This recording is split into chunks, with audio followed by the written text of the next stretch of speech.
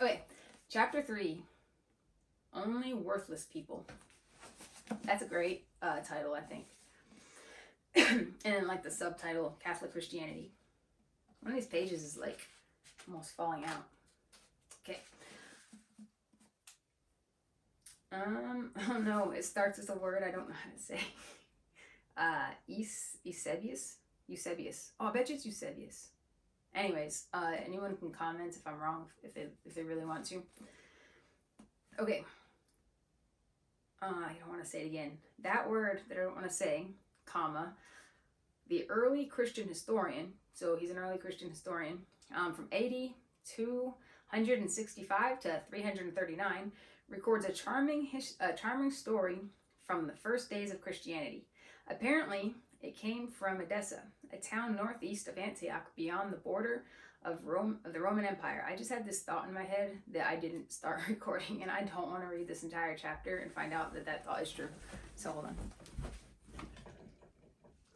Okay, that was dumb. I did start recording.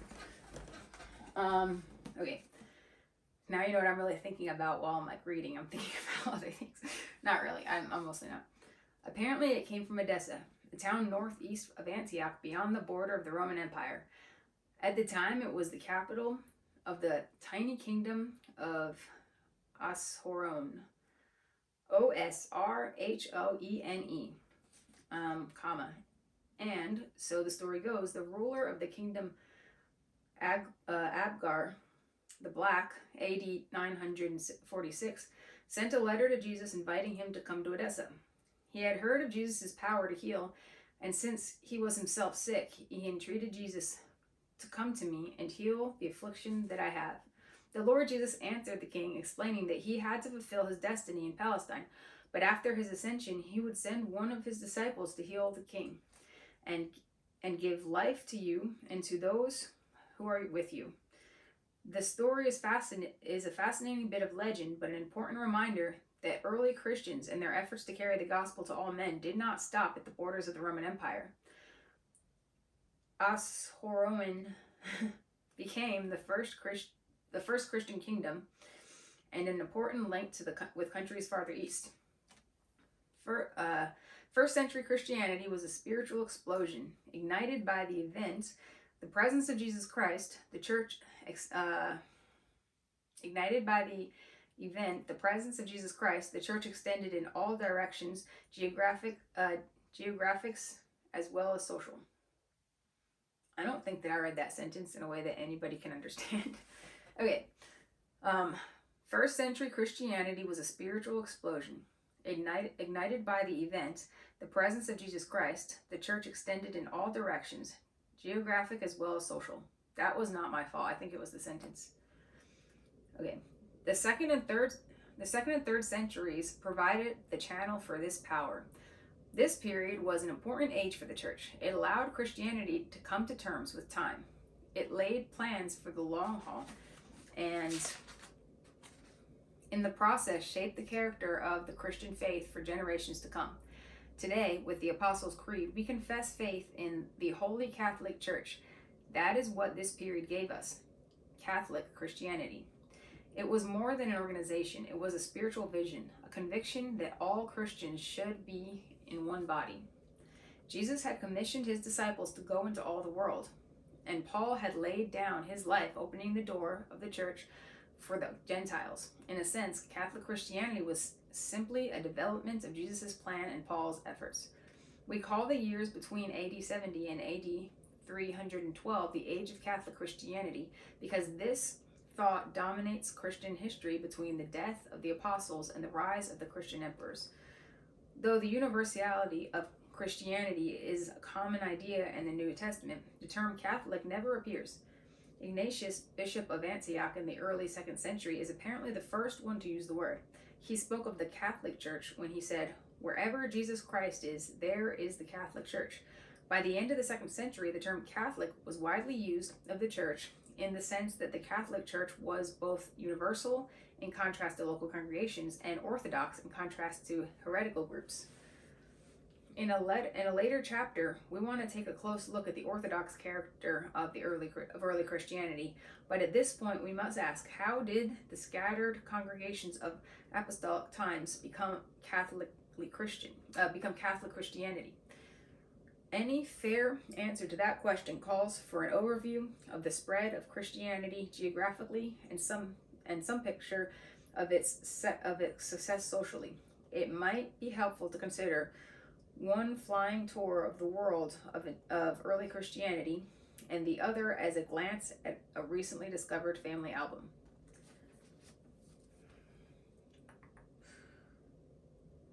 I'm going to reread that sentence.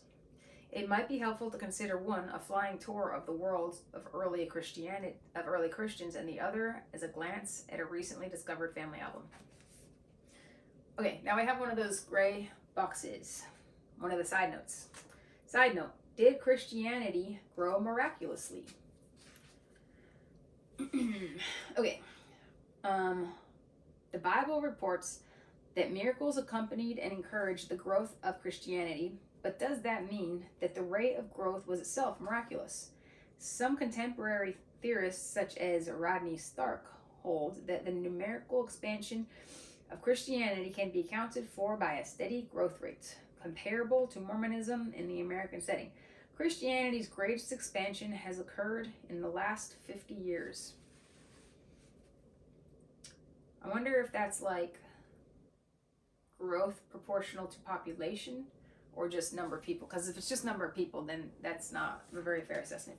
But I'm assuming this person is probably smart and is thinking by percentage of population. Okay, back to the regular book. Christianity, as we have seen, began as a tiny offshoot of Judaism. 3 centuries later, it became the favored and eventually the official religion of the entire Roman Empire. Despite widespread and determined efforts to eliminate the new faith, it survived and grew.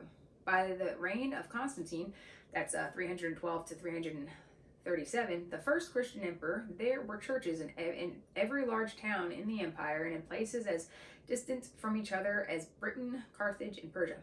How did that happen? Where specifically did Christianity spread, and why did it expand so rapidly? Great question. We're now at another section, and that is the spread of the faith. And I'm going to take a hot chocolate break. Quick commercial for hot chocolate. I drink hot chocolate almost every single night. I drink Swiss Miss specifically.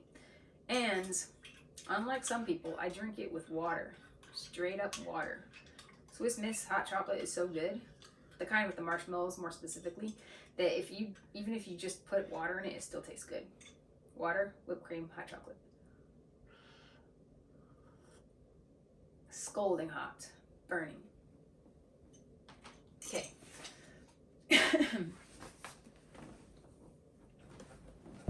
Ow. Okay. All right. The spread of the faith. The Apostle Paul told the Roman Christians, "For I am not ashamed of the gospel of Christ, for it is the power of God unto salvation, to the Jew first, and also to the Greek." That's Romans 1:16. The best place to launch a tour of early Christian expansion, it seems, is with the Jew. The descendants of Abraham were present in large numbers in every part of the Roman Empire. Some authorities tell us that they may have numbered as high as 7% of the total population. Their distinctive religious beliefs made them a constant source of attraction and repulsion to their Gentile neighbors. In uncertain times, many Gentiles, Greeks and Romans, found the teaching of the synagogue a profound and compelling wisdom. At other times, they were not so sure. Some Gentiles submitted to the rite of circumcision and thereby became part of the Jewish people. However, the majority of these interested Gentiles remained in the category of God-fearers, interested spectators of the synagogue service. The preaching of the gospel found its most fruitful response from this group. When Christian preachers made it plain to these folks who, without submitting to the rite of circumcision, which both Greeks and Romans considered degrading and repulsive, they could receive all that Judaism offered and more, it was not difficult for them to take one further step and accept Jesus as Christ. The presence of this prepared elite makes comparisons of evangelicalism in the age of the apostles and any later age almost impossible. Most of the God-fearers knew the Old Testament well. They understood its theological ideas. They accepted its moral values. Few, if any, other missionary movements in Christian history could look upon such a prepared field for harvesting. This preparation for the gospel also helps to explain why Christians thought in Catholic terms. Like the Jews and their synagogues, Christians had their local assemblies, but from the start they saw themselves as a faithful Israel, a fellowship of believers throughout the world. The world in ancient Rome meant cities. The Apostle Paul set the pattern for evangelicalism in the early centuries of Christianity by settling for a time in one of the great cities of the empire, and through his younger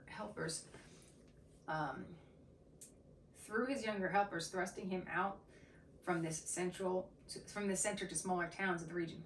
We may trace the major steps of progress in the spread of the gospel in this way. After the fall of Jerusalem in AD 70, the center of the Christian movement moved north and eventually west. The second home of the church was Antioch of Syria. Under the succession of noble bishops, the church in this third largest city of the empire took root and exerted widespread influence throughout Syria. By the end of the 4th century, Antioch was a city of 500,000 people, and half of these were Christians. That's pretty crazy. Edessa lay beyond the border of the empire, but its ties with Antioch were apparently close. It later claimed that the founder of the church there had been one of the 70 disciples of Jesus, a man named Addai, Addai. We know that Serapion, bishop of Antioch, about 200 AD. It doesn't say AD, but obviously that's what it means. Consecrated the Edessian Christian named Palut, P-A-L-U-T, Palut.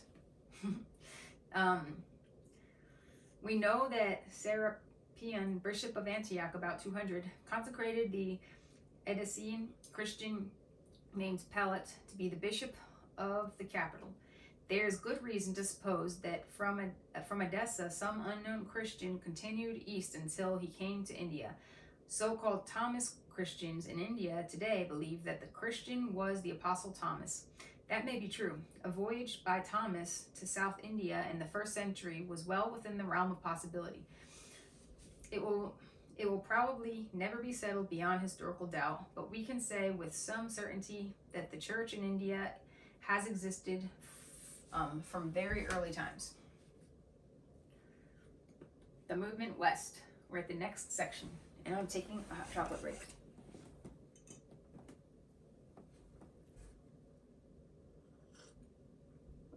Still scalding hot.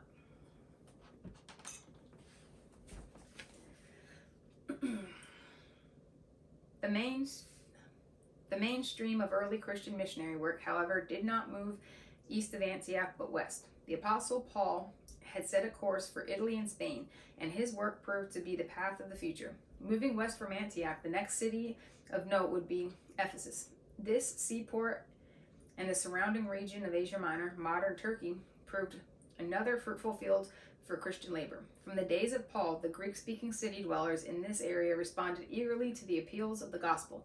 We also know that the remote and rather rural province of Bithynia in northwest Asia Minor was for a time in the early 2nd century a center of unusual growth. Pliny, the governor of the region, wrote a letter to the Emperor Trajan in the year 112. In it, he expressed his dismay over the rapid spread of the Christian faith. He spoke of many in every period of life, on every level of society, of both sexes, in towns and villages, and scattered throughout the countryside. What was he to do with them? Pliny was afraid that the shrines of the pagan gods would soon be completely deserted. We may have here the first mass movement in Christian history. It is rather unusual for rural areas in the ancient world. The general picture suggests that backward areas inhabited by people who preferred to keep their barbarian speech were usually more resistant to the encroachments of the gospel.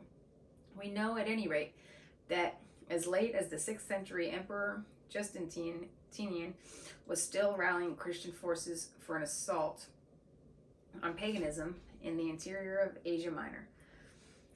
Farther west, Rome, the heart of the vast empire, drew to itself peoples from all regions. Once planted by some unknown believers in the 1st century, the church grew rapidly. The highly respected German scholar Adolf Harnack calculated that by AD 250, no fewer than 30,000 Christians lived in Rome. Most of these came from the poorer classes. We know this because for more than a century, Christians in Rome spoke Greek, the language of slaves and poor men. True Romans of the upper class used Latin. From its beginnings, this church in the capital, with its claim to the ministry of the apostles Peter and Paul, gained the respect and admiration of Christians throughout the empire. Once a church took root in the capital, it naturally assumed leadership in Christian affairs, even as large churches in metropolitan areas do in our own time. Beyond Rome, to the west and north, progress from the gospel seemed to have been slow. In the southern area of what is now called France, then Gaul, we know a church existed in Lyons in the middle of the 2nd century, for the bishop Irenaeus left us a number of his writings. By the end of the 3rd century, we also hear of churches and bishops in Spain, but the evidence suggests that the western regions of the empire trailed the eastern in the strength of the Christian witness. We have no firm idea how Christianity first entered Britain. It may have been through some Roman soldier or merchant. All that we know for certain is that 3 bishops from Britain attended a church council at Arles in southern France in AD 314. Beyond this, we have only imagination and hearsay. We're now at another section. North Africa. Moving south across the Mediterranean, we come to North Africa. Again, the witness focuses upon a city, Carthage, which dominated the area we know as Tunisia and Algeria. Christianity in this region was led by bishops. Every town and almost every village had its bishop. It also had its tensions. The writers, martyrs, and bishops we know are nearly all from the Romanized section of the community. In point of fact, North African Christianity produced the first Latin-speaking churches in the world. This means they tended to be of upper class. Not surprisingly, problems of race and language arose in this area. For the Punic language brought by the early Phoenician settlers in the Berber language spoke by the village and desert dwellers could also be found in and around Carthage. In the great persecutions of the 3rd century, these cultural differences spelled trouble for the churches. Moving east across North Africa, we come to Cyrene, just west of Egypt. This territory is mentioned 4 times in the New Testament. Simon of Cyrene carried the cross of Jesus on the way to Golgotha, Mark 15:21. It is almost certain that Simon became a believer, since we later meet his son Rufus in the circle of Christians, Romans 16:13. That's pretty cool. Cyrenians were also present on the day of Pentecost, when Peter delivered his rousing message in the throng of Jerusalem. That's Acts 2:10. Some of them later disputed with Stephen, Acts 6:9. And finally, we learn that Cyrenians took part in that divisive step that carried the gospel beyond Israel to the Gentile world, Acts 11:20. Almost certainly such zeal led to the planting of churches in Cyrene itself. We know that by the 5th century, half a dozen bishops labored in this area. Our circle around the Mediterranean brings us at last to Alexandria. The name itself is a reminder of Alexander the Great, who founded the city in 332 BC and made it a cultural capital and a center for trade with East and West. As the 2nd largest city in the empire, it had a sizable Jewish population, led by the well-known philosopher Philo, a contemporary of the Apostle Paul. Jews in Alexandria tried to interpret Judaism in terms of Greek philosophy. Christians in the city wrestled with the same problem. We know that a famous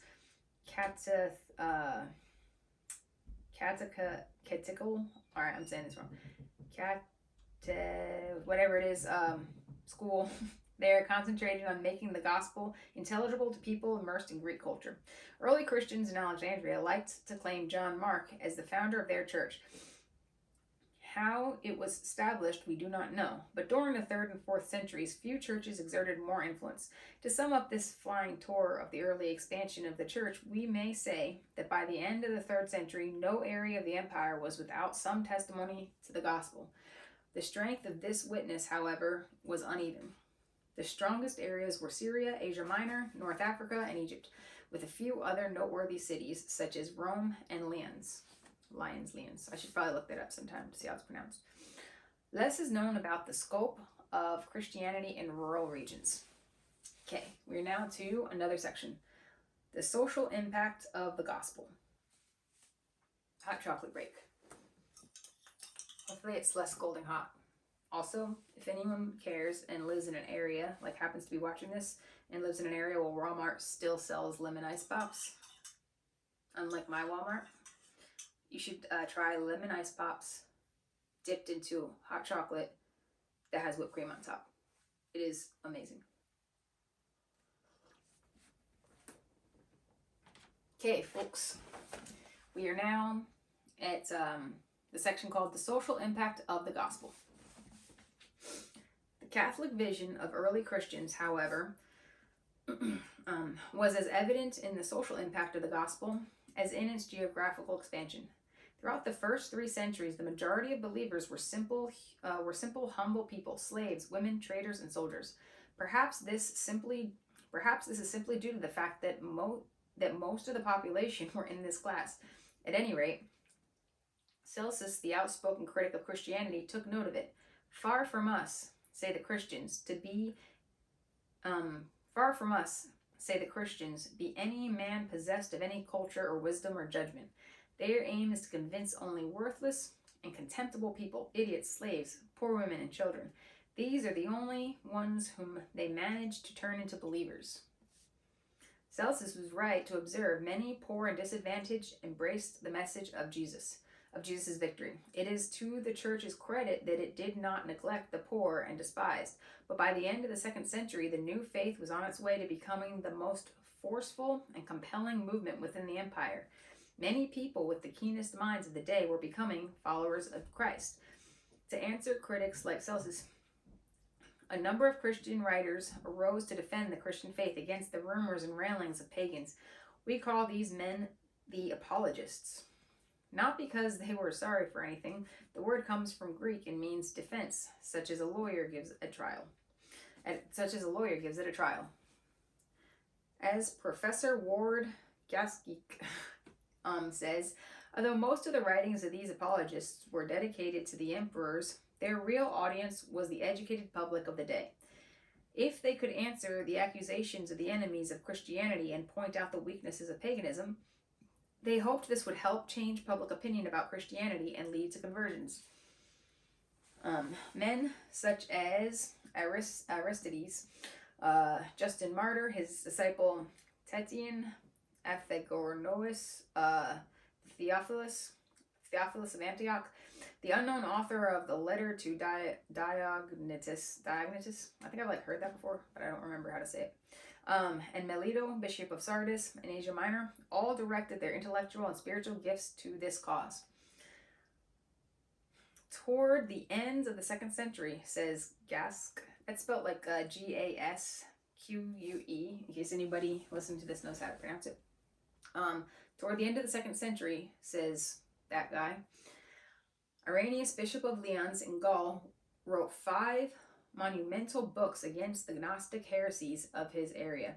Together with a book called Proof of the Apostolic Preaching, his theology was grounded in the Bible and the church's doctrines and helped provide a steadying positive influence in the church. He wrote of the cosmic implications of the work of Christ and God's plan in history, and paved the way for the later Christian interpretations of history by writers such as Augustine. The real intellectual giants, however, were still to come. Tertullian, the father of Latin theology, was born in Carthage around AD 150. After his conversion to Christianity, he began writing books to promote the Christian faith. The large number he wrote in Greek are now lost, but 31 surviving in Latin are highly significant. Tertullian's apology underlined the legal and moral absurdity of the persecution directed against Christians. Some of his other books offered encouragement to those facing martyrdom. He attacked the heretics, explained the Lord's Prayer and the meaning of baptism, and helped develop the Orthodox understanding of the Trinity. He was the first person to use the Latin word Trinitas, or Trinity. His intellectual brilliance and literacy and literary versatility made him one of the most powerful writers of the time. While Tertullian was at work in Carthage, Alexandria, to the east, was becoming another key intellectual center for the Christian faith. By about AD 185, a converted Stoic philosopher named Pantanius was teaching Christians in Alexandria. He probably also traveled to India. Where am I at? He probably also traveled to India and was a very able thinker. His pupil Clement carried his work to even greater heights in the closing days of the 2nd century. In spite of periods of intense persecution, the school gained great importance, strengthening the faith of Christians and attracting new converts to the faith. By the 3rd century, the Christian church was beginning to assume the proportions of an empire within the empire. The constant travel between different churches, the synods of bishops, the letters carried by messengers back and forth across the empire, and the loyalty that the Christians showed to their leaders and to one another impressed even the emperor. We're now at another section. Reasons for the gospel spread. Hot chocolate break.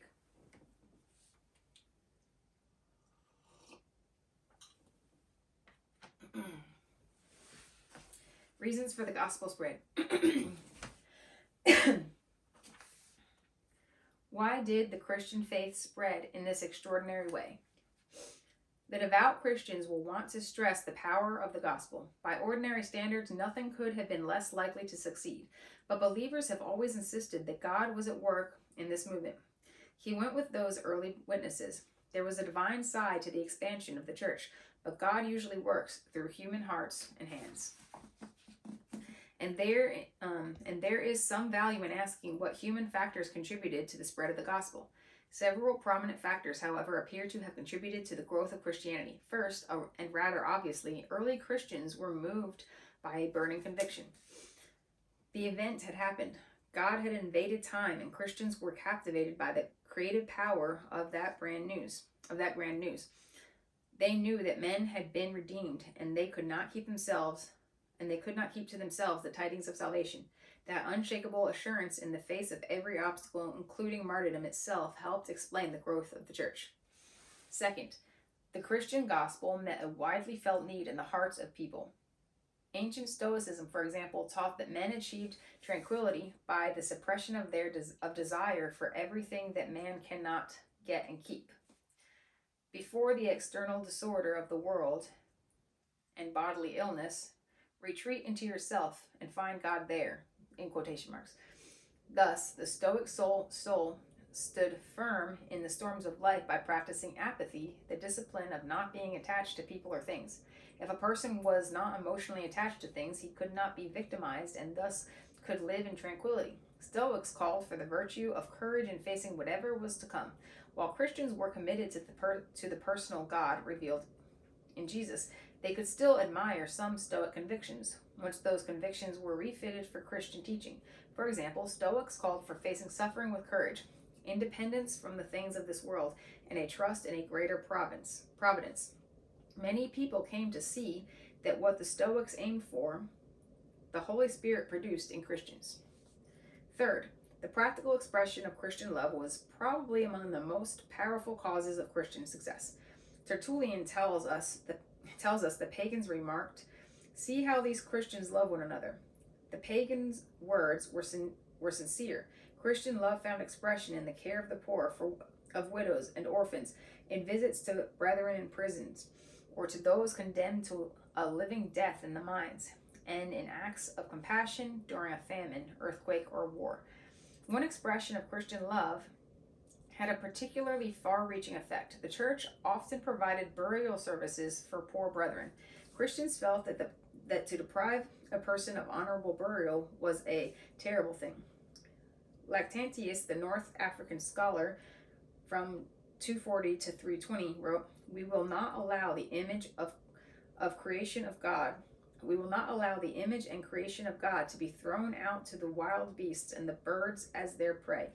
It must be given back to the earth from which it was taken."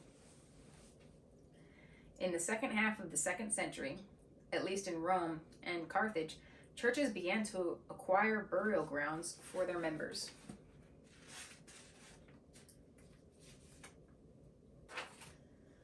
One of the oldest of these is south of Rome, on the Appian Way, a place named Catacombus. Thus, Christian compassion for the bodies of the dead explains how Christians became associated with the catacombs, the underground corridors used for cemeteries in and around Rome. The impact of this ministry of mercy upon pagans is revealed in the observation of one of Christianity's worst enemies, the apostate Emperor Julian, from 332 to 63. In his day, Julian was finding it more difficult than he had expected to put new life into the traditional Roman religion. He wanted to set aside Christianity and bring back the ancient faith, but he saw clearly the drawing power of Christian love in practice. Atheism, i.e. the Christian faith, they called it atheism because they didn't think that they believed in God. That's explained later on in the book, I think. Atheism, i.e. Christian faith, has been specially advanced through the loving service rendered to strangers and through their care for the burial of the dead. It is a scandal that there is not a single Jew who is a beggar, and that the godless Galileans care not only for their own poor, but for ours as well, while those who belong to us look in vain for the help that we should render them. That is a really great thing to have your enemy saying about you, particularly if you're a Christian. Finally, persecution in many instances helped to publicize the Christian faith. Martyrdoms were often witnessed by thousands in the amphitheater. The term martyr originally meant witness, and that is precisely what many Christians were at the moment of death. The Roman public was hard and cruel, but it was not altogether without compassion, and there is no doubt that the attitude of the martyrs, and particularly of the young women who suffered along with the men, made a deep impression. In instance after instance, what we find is cool courage in the face of torment, courtesy towards enemies, and a joyful acceptance of suffering as the way appointed by the Lord to lead to his heavenly kingdom. There are a number of cases of conversion of pagans in the very moment of witnessing the condemnation and death of Christians. For these and other reasons, the Christian church is multiplied until Rome could neither ignore nor suppress the faith. It finally had to come to terms with it. This period, however, the age of extraordinary expansion before Christianity moved from the catacombs to the imperial courts, serves to remind us that the church is truly Catholic only when it is compelled by the gospel to bring all men to living faith in Jesus Christ. And that concludes chapter 3. Coolest parts of this would be, like, in my opinion, would be the quote from Emperor Julian about how, like, I'll read it one more time. Atheism, he's referring to Christians, or to the Christian faith. Atheism has been specially advanced through the loving service rendered to strangers and through their care for the burial of the dead. It is a scandal that there is not a single Jew who is a beggar, and that the godless Galileans care not only for their own poor, but for ours as well, while those who belong to us look in vain for the help that we should render them. Pretty cool stuff.